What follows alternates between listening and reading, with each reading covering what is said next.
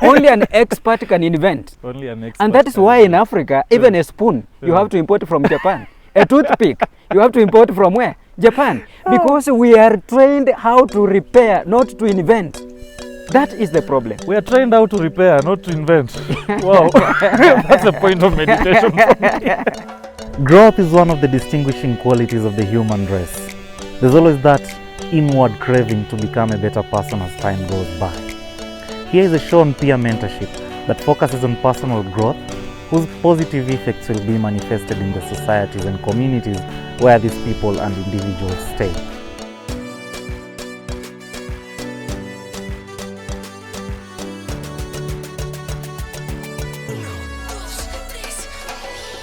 I go around hunting and I engage with adults and young adults who have hit notable milestones in life in the hope that their sharing might be a learning opportunity for young adults.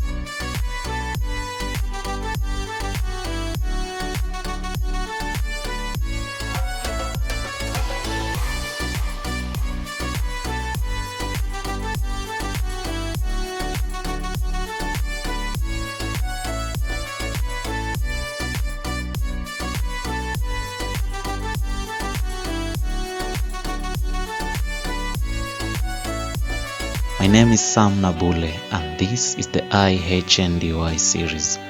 Join me and together, let's learn, let's grow.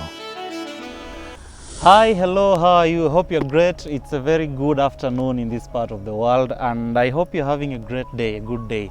Welcome, this is the IHNDY series and we are open to learning as usual. Today I'm privileged to have a great mind here with me. He's an author of a number of books and I got the privilege to have a conversation with him.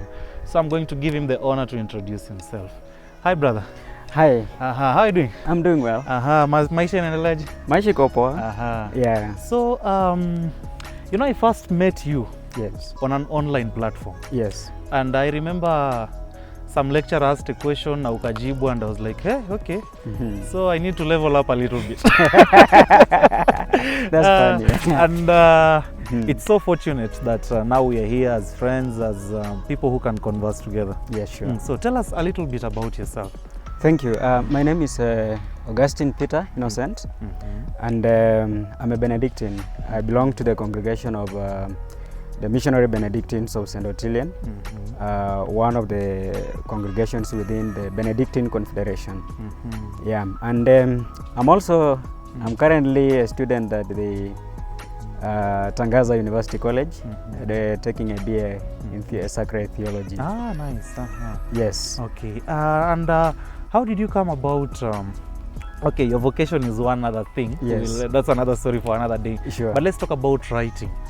How did you begin writing? How did you come up with this idea and this whole life of writing? The idea of writing actually began just to materialize it should have been around 2018 there, when I was working on the African Bible on the ground. One of the apostolates belonging to the Benedictines somewhere under the mountain, Mount Kenya, Nanyuki.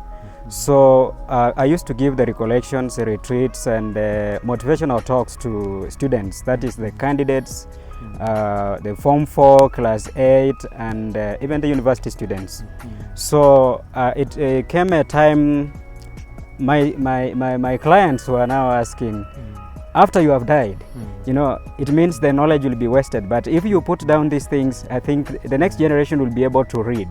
So at first I didn't take it as a very serious thing, but later on I thought about it, so I was just writing down some points that I could use for presentation, you know. And then later on I realized that I had a volume of material, so I decided to type. And then after typing, there was a guy from an institute, I think it's called Gaba Institute, somewhere in Eldoret. So after presenting, they came as a group of the young men. After presenting to them, he looked at the material and then said, I think you can make a book. So that was the second person to speak about the same thing, and then I ignored again. And then later on, also another group came, and then after presenting, they insisted that actually it could be better if I produced a book. And so that idea got into my mind. I said, oh, then it means I have something that maybe myself I'm not aware. So I decided to arrange those materials, and then later on I had a book. Yeah. So this is your first book. Yeah. When we talk about the hard copy, this is the first. So this is the firstborn of Brother Augustine. Yes, yes. It's entitled Hero to Zero, and I'm sure A hero from zero. a hero from zero. Oh, not hero to zero. Okay. Yes. A hero from zero. Sorry about that. I'm sure most of us want to be heroes in different ways. Yeah. You better check out this book. You contact him. We'll leave the contacts there. Yes. You'll find an opportunity to buy this book and read it. So about Just so you had asked me, I have several of them. You can still get the e-books. If you go to the Amazon, you'll find different copies there. okay. So even this one is in an e-form also on the Amazon. So there is a hero from zero, this one. Then another one is think outside the box. Think outside the box. Yes, think outside the box. And then the second one is traditional African values under siege. Whoa. And then the last one is lose that ghost and let it go. Jesus And very soon, maybe in the course of this year, I'm already done with the writing, typesetting, proofreading is already done. It's just a matter of producing another one. It's called When the Rain is Over. When the rain is over. Yes, We the need art to of begin. self-growth. Yeah, The art of self-growth. yeah. That is going in lines of sustainability, right? No, this is it has a multiple of or rather I would say different topics, but actually the main focus is that you know in growing or in the when somebody is growing up, I believe there are 3 stages in growth. When you are born, we depended on our parents, so that is a dependency stage. Okay. Then after, when you reach 18 years, we consider you as a mature person, and so you begin taking initiative for your own self. Maybe you realize that you are responsible for your choices and everything you do. So it is no longer, you don't fall under the protection of your parents and all those things. What you do, you are fully responsible for every choice that you make in life. So that one is an independent stage. And then the last stage is that after you have become mature, you know, you have known yourself, that self-awareness, you are supposed to give back to the community, or maybe you look at the family has been supporting you. So at that moment you are supposed to give back to the community. That is an interdependency stage, looking back and giving back to the society. So when the rain is over actually is a metaphorical title, which means when that dependency is over, okay, so then you assume full responsibility over your life and even the society. Ah, nice. Yeah, sure. Speaking of titles, what inspires your titles? Because they are very captivating. The one I've just talked about, the one that is almost coming, when the rain is over. Normally, when you are in a house and it's raining, right? After the rain is over, you have to walk out and go. So looking at your family background, looking at your parents, the sacrifice of your guardians and all those things, what they are providing for you, they will not provide it for long or forever. So there comes a time that The rain stops. The rain stops. It's like a fetus, or how do you call it, an embryo, yeah? Feeding through the umbilical cord. So when it is cut, what happens? The child has to live by itself. So it is like the rain is over. Okay. Yeah. What about this one, A Hero from Zero? A Hero from Zero is this title. I looked at the journey in life, okay, and I realized that we come from different background. Some of us, we are privileged to come from maybe we can say an average family, or maybe rich families, and others we come from poor backgrounds. Okay, but even from that state of life, you can still rise from somewhere, from nowhere to somewhere. Okay, so A Hero from Zero is simply a title that tells us that whatever or however much you go through, at the end of the day, trusting in God, and also realizing that you have full responsibility over your life, so learning to take the responsibility in your life, you can rise from nowhere to somewhere. And I use a guy like a person like Jesus Christ himself. You see, he came from a very poor background. And in the story, you can see we are told that his family could not afford more than a turtle dove during his presentation. You see, but it is from this village, a village like Nazareth, that the Redeemer of the world came. And so, 2,000 years later, we are still... and there is nobody will equal that guy when it comes to accomplishment or success in life. Yes, so he's a hero from zero, sorry. Now, reading this book, I got a lot of insights, and I really appreciate your writing style. Yes. Now, you've spoken of rising from nothing to something, and speaking of somebody taking full responsibility of his future. Yes. Now, sometimes, you know, we speak of God's will in our lives, we speak of fate. And here is another topic of taking full responsibility. Yes. Do you think these three things are colliding, or there is a way they can be synchronized? For instance, yes. Most of the people who end up in fatalistic resignation, they believe that you know, this is fate. Whether I take off from here going to Mombasa, if my fate is to go to, let's say, Turkana, I'll end up there. Others say, you know, God is the author of life and we are just stories. So he has already designed for us how our story will be. But then, here is a notion of personal responsibility of whatever state of life you want to achieve. How do you reconcile the three? First, I should say that there is no contradiction in those full responsibility and the destiny that God has given us. When I speak to young people or my age mates, this is what I say, that God has given us three things. Number one, He has given us intelligence. Okay. Number two, He has given us destiny. Okay. And then number three, He has given us the power to make choices. The power to make choices. Can we call that freedom? Freedom, exactly. Freedom. Now, when you put these things together, each and every one of us has a very good destiny. I wouldn't say that anybody was ordained to be a failure in life, or somebody was ordained by God to be a drunkard or an alcoholic. That is as a result of personal choices, but otherwise God wishes somebody to be good. So the destiny is good. But then that destiny, you have to shape it by your own choices in collaboration with the Holy Spirit. So with freedom, you are actually free to revolt from what God has given you. And that is why, even if you look at the story of Adam and Eve, God created them as free beings. And because of that freedom, they decided to choose otherwise. That is acting contrary to God's will in life.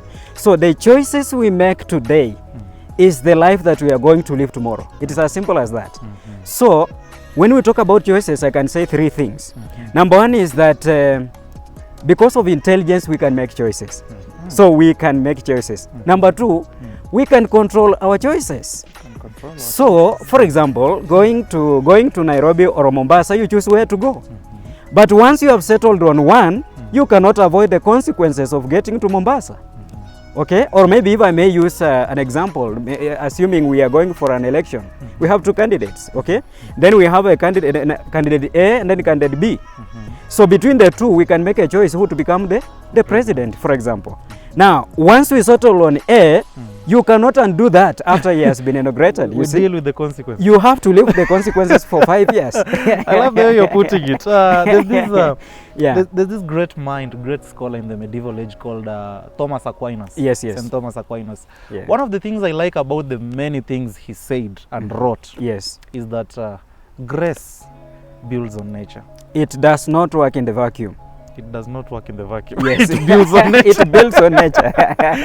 Thank you so much about that. Yes. Now, just another insight I got from the book. Yes. You know, in the book you've written that God created us with equal opportunities to succeed. Yes. Right? Yes. And you know, according to what you've written here, the starting line is the same for all of us. The baseline is the same. Yes. But then how we take off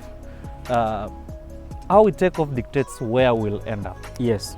But then there's some people who believe otherwise. They think that actually not everybody begins at the same baseline. You know? Yes. because our lives are very much dictated with the kind of people you grow up with, the kind of mindsets that are there at that time, the kind of books we read, what we watch, the opportunities that are available for us. For instance, last time I was having a trip down there to town, Yes. and I sat next to this good human being, and we were discussing, just strangers discussing, and he happened to say that in my next life, if at all there is any, I don't want to be born in Africa. I want to be born either in Europe or America. Yes. And out of my curiosity, I asked why. And he told me the average African is not the same as the average American. Anyway, let's leave that alone. Do you believe the environment dictates a lot about our growth and success? Or everybody is the same at the beginning? I should acknowledge that where we come from sometimes, it influences who we become, okay? And but then it is not like a fingerprint you can't change. So I don't, of course we have what we call, there is power in association, that you are likely to become, because your friends will always influence your thinking, or what the family believe actually will influence your upcoming. But as you interact with people, there is always a change. Now, coming to the question of somebody saying that I would rather be born in America or wherever, that person was missing a point. I believe that each and every person, why I say that success is a privilege for everyone, is because nobody was born as an accident, okay? God designed something. When he was creating you as Samuel, there is something that he put within you or inside you. So whatever he put inside you is a gift to the world. So for example, assuming we have a doctor here, that person, the gift that God put inside is a gift of healing. So his being or his existence on earth is a solution to the problem of sicknesses. Are you getting my point? So the point here is a person to realize that which he is or she is good in, and that will be his line of success. So number 3, I also believe that human beings, we live like planets on the solar system. Each planet revolves on its what? On its own orbit. Orbit, but there is another path. The revolution. The axis, that is rotation, isn't it? But also the orbit on which it revolves around the sun. For example, the planet Mars does not need to walk on the orbit of the planet Earth for it to complete its revolution. Okay? So in other words, I do not need to be a duplicate of you for me to be who I am. Actually, if I try to copy who you are, I become a photocopy, because I have left my my line of light, yes, and then I'm trying to be you. It is like saying, I can't move forward unless I walk in your footprint. That is totally wrong.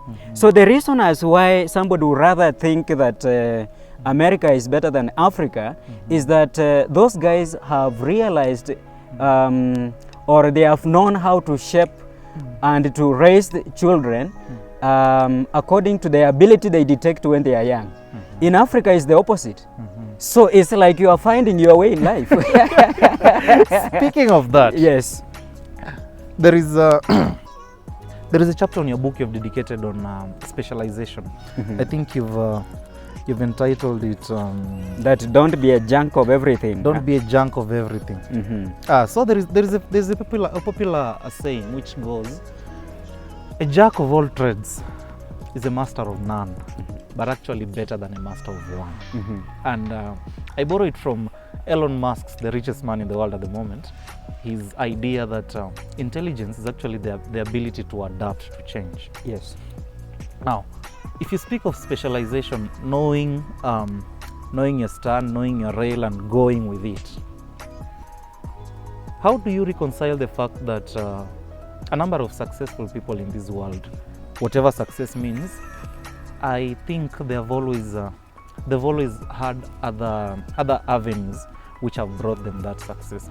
Let's go with business, for instance. Most CEOs have side hustles which are paying really, really well. Elon Musk, for instance, he's the richest man in the world right now. He has a number of multi-billion-dollar companies. Speak of you want to be a brother, right? Yes. I'm sure you're not only focusing on spiritual growth, but also human growth. You're also focusing on intellectual growth, and all these contribute to the whole person you are. Yes. So for our viewers out there, what would you tell them, especially somebody who is struggling with getting a lot of things done?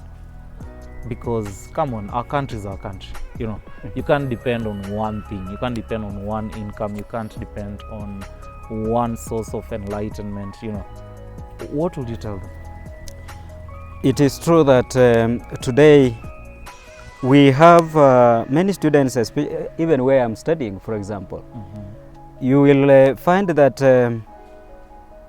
people are trying to do so many courses at once, which is okay, but I think it is not the best way to go. Why would you, for example, why would you have little knowledge in mathematics, little knowledge in English, little knowledge in business, and then you are an expert in nothing? I could give you an answer for that. I think, and forgive me if this is politically incorrect. Yes. I think the system of our country doesn't really appreciate specialization. Exactly, that was the point I was coming to, and you are right. There is a problem in the system of education. Thank God with the CBC, I think we are moving somewhere. In Africa, a child from primary school is trained in 8 subjects. But when you analyze the 8 subjects, the child is only able to perform well in 1. Okay? This child is very blessed or is gifted in sciences. But now he has failed the rest. The humanities. So what will happen to the final grade? Of course, it will be a failure. It will be a failure. And how do you call that one? It's a failure. But if we actually nurtured this child in line of science, that person can become the greatest scientist. But now in Kenya, or in Kenya before CBC, a person has trained all this, or he has knowledge in every area, but he cannot, he's not an expert in the sense that if you give him something, he's able to solve. I can give you an example of when Corona came in. Okay? Many professors, medical professors locked themselves in the houses. And you read in news that a certain boy, I don't know, class 6 or class 3, 4 class, lower primary actually, he was able to improvise some materials to have a hand sanitizer machine. This is a primary kid. And here is a medical professor locking himself in the room, fearing Corona. What do you think about the two? That is number one example. The second example is that our also system of education, I will rather call it mentality. How people go to school. What is the mantra behind their mind? Is that I'm going to school so that I get the job. For me, this is a long gone philosophy. If we go to school because we want to get a job, then there is a problem. We don't appreciate what education is supposed to do. Education should not give you a job. Sorry, it should not earn you a job or should give you a job. Education should create for you a job. Now, when you have little knowledge in every subject, you are using your mind as a warehouse. Okay? You store facts, but actually you cannot put this information into practice. I can also give an example, very practical example of my friend who studied, is a doctor. And he hustled for a while, looking for a job, you know, tammacking here and there. He couldn't get a job. So this guy told me, you know, I am not going to tarmac for long or for the rest of my life. What I will do, I'm going to begin a chemist to sell drugs because he's a doctor. So he opened a chemist, and then later on he improved it to how do you call it, from a chemist, and then he came to a clinic. And as we are saying today, He owns a very big hospital with around 5 ambulances. Whoa. Are you seeing this? So this man is able to use his mind to create a job for himself. He doesn't depend on his knowledge to earn a job. That is the wrong idea that we have in Kenya. So knowledge that you have should act like an antenna to sense what is around you. How can you best put your knowledge into practice? And I think that's where my question is stemming from. Yes. That if education is supposed to open up your mind to create opportunities for yourself, then don't you think it's the right thing to diversify other than specialize? No, I don't think so. Why? If you only, when you have little knowledge about everything, you can only repair anything or something, but you cannot invent. Okay. Only an expert can invent. Only an expert. And that is why in Africa, even a spoon, you have to import from Japan. A toothpick, you have to import from where? Japan. Because we are trained how to repair, not to invent. That is the problem. We are trained how to repair, not to invent. Wow. That's a point of meditation for me. Okay. Yes. So that's why you believe in specialization. Specialization, rather than diversification. Yes. Okay. That we have specialized guys. When we have problems, we know where to go. Yeah. Okay. Or maybe, you have seen this game of long jump. It's called the long jump or whatever. That's how we used to call it in Kuruka primary. Vyunzi, yeah? Yeah. If you are jumping 7 meters high, you need one guy who will jump at first. Just once. 7 meters high. You don't need seven people who can jump one step. Are you getting my point? So the problem that we are having before CBC is having 7 guys jumping each one step. You see? Yeah, that's the problem. Okay, thank you. And I think this will be my last question. Okay. The greatest people in this world speak of Barack Obama, speak of Martin Luther King Jr., speak of Oprah Winfrey. Yes. Speak of any great mind that comes into existence. Of course, I could have quoted Kenyans, but sorry, I'm not doing that. Not that I don't respect Kenyans, but there's a lot of controversy. I'll mention here somebody, and at the back of your mind you'll be saying, no, we only wash. No, so that's for the reason I don't purposes. for security purposes. Now, most of these people, they come from very, very humble backgrounds. And by the way, one of my motivators in Kenya here is Jalango. Jalango, ule mjaluo wa Kiss. Man, that guy, I think he's a practical illustration of hard work and resilience. Anyway, far from Jalango. Most of the greatest in this world, they come from average households or even below average households, and they turn up to become the greatest in the world in the fields they're doing. What do you think is the chemistry behind that? Just before I respond to your question, the title of this book is A Hero from Zero. A Hero from Zero, exactly. And when you look at the last story, that is the last chapter in this book, is entitled A Hero from Zero. Okay? And this is a true story of my friend. When she was in class 7, she messed up her life. She conceived. And she was forced to drop from school. Okay? So when she dropped from school, life became difficult. She was mistreated at home, mistreated by her own kins, that is her own siblings, including her own mother. And the only person who supported her was her dad. So after giving birth, with that struggle, for example, she's excluded from the family. She was given her own utensils to cook. And whatever she used, like a cup, nobody else could use it. They said, inanuka maternity, yeah? Wow. So she was totally excluded from the family line. When her daughter was born also, it became more serious. Because, in Africa we say a child is a gift from God, and we always celebrate when a child is born. But it was the opposite. The two of them, they were like outcasts. So she struggled. She had to go for this manual labor, digging on people's farm to get some earnings. Okay, and she struggled for around 3 years. Now one day, in that struggle, she went to one of the lady, a business lady there. She was working in the bank. So she was working on her farm, and later on the lady told her that she needed a house help. Okay, a house help to help her with the home duties.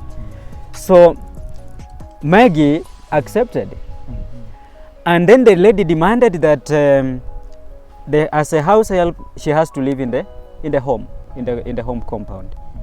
So Maggie requested that she be allowed to come with her daughter.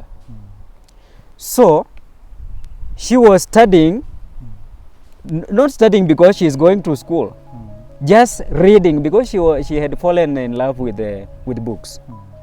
And also, when the child had grown around 3 years, she was also trying to teach the child. And this attracted the attention of the mistress, and she asked her, why do you like studying, and why did you drop school? And then she narrated the story that she messed up, and that is why she dropped from school and the parents could not support her. So she was taken, this lady asked her if she could go back to school, of which she accepted. So she went back to class 8 and she passed so well. Now the lady again, she offered to take her to high school. So Form 1, Form 2, she was a day scholar. But this lady, her mistress, I think she valued education so much. So she said, what if I take you for boarding? Would you accept? And then the lady said, yes, why not? You see, she was taken to high school and she passed so well with a B+. Now, from there, the lady, the mistress also got interested and was so happy, he wanted to support this lady so that at least to save her. She was touched by the story.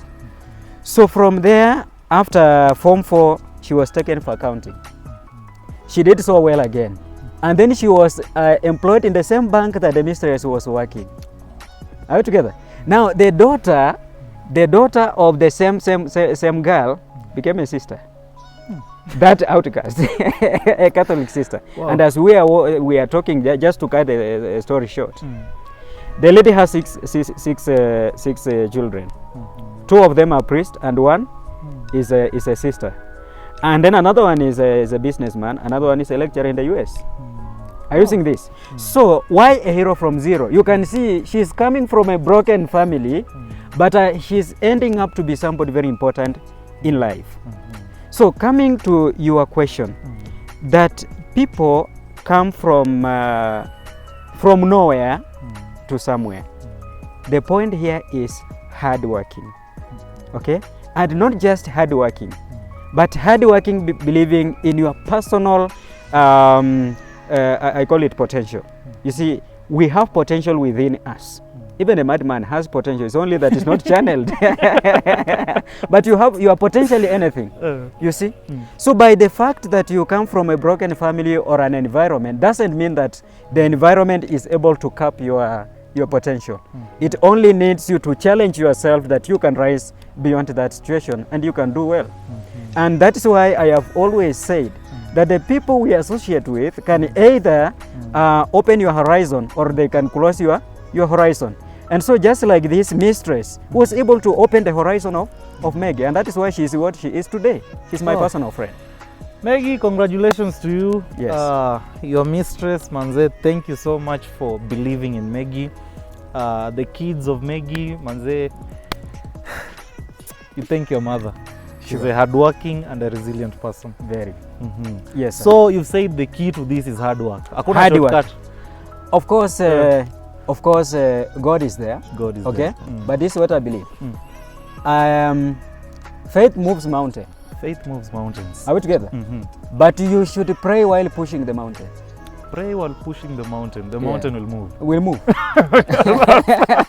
Thank you so much, Brother Simiyu. Yes. Thank you so much for this book. Yeah. You're doing a great job. Thank you, sir. The last time I checked, people like Chinua Achebe did not begin as university professors. Walianzaga, Yes. and I true. really pray and hope that you push the horizons and go wherever God will lead you with this. Thank you. Thank you so much. It has been good having you. Yes. Do you have one final word for them? Just look at the camera and tell whoever's watching. First of all, I thank Brother Samuel for hosting me today. You're welcome. And secondly, I can say that Corona has taught us a lesson. What's the lesson? And the lesson is that we have realized as Africans we can stand on our feet. Okay? You know, we used to have this issue of when you are sick, you are taken to India, or you are taken to Japan or Germany or wherever. But when they closed the borders, our own doctors now began to be appreciated. So this is to say that we need to believe in ourselves. So the taps are now closed. Are we together? We have now to learn to drill our own balls so that from where we can drink. So I want to urge, especially the young men and women, to discover what is it that they have within, and they can gift it to the society. And I do say that success is a reward. Success is reward. It is a reward. And what is a reward? It is something you earn. You don't get a reward for doing nothing. Okay, it is something you earn, which means it is that self-gifting, and then the result of that self-gifting is what I call success. So begin doing something, begin where you are, and do something that will benefit the society, and the appreciation of the society is what I call success. Yes. Hey, me, if I add something, I'll spoil, manze. So I'm going to end the show from there. Yes. In case somebody wants to contact you, how can they get you? 21st century, we don't look for people manually. Okay. You can use the phone. Use the phone. And yes. The phone number, we'll put it here. Yes, yes. The email address. Yes. And yeah, you said we don't look physically, so we won't put the physical address. No, physically, manually. Okay, manually. Thank you so much, Peter. It has been nice hosting you, and I wish you all the best. Thank you so much. Asante sana. Nashukuru sana. Okay.